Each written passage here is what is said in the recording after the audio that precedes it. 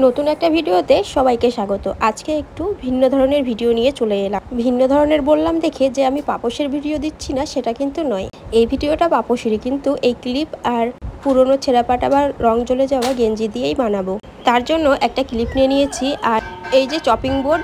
তোমাদের কাছে যদি চপিং বোর্ড না থাকে, কোনো একটা কার্ডবোর্ড নিয়ে নিলেও হবে। মিডিলে যেটা দেবো সেটা আমি শাড়ি নিয়েছি। তোমরা কিন্তু চাইলে শাড়ি নিতেও পারো বা গেঞ্জিও নিতে পারো।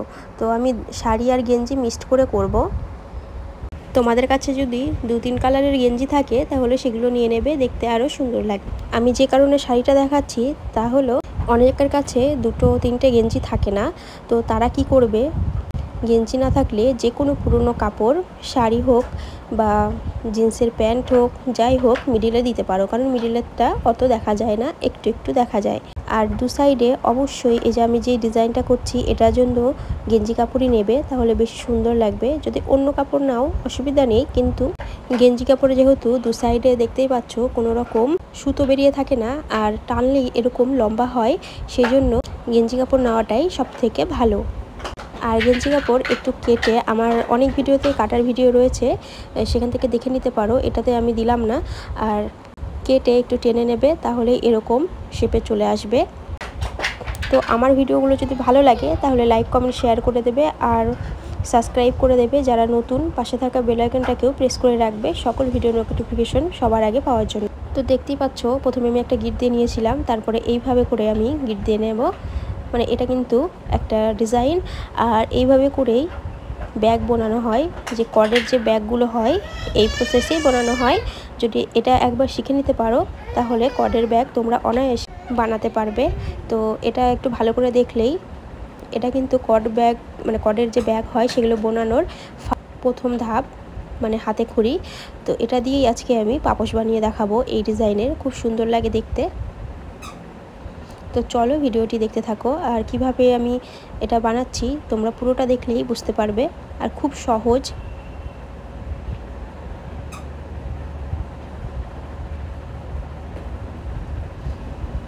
আর এটা বানাতে খুবই অল্প সময় লাগে, আর বানাতে খুবই ভালো লাগে।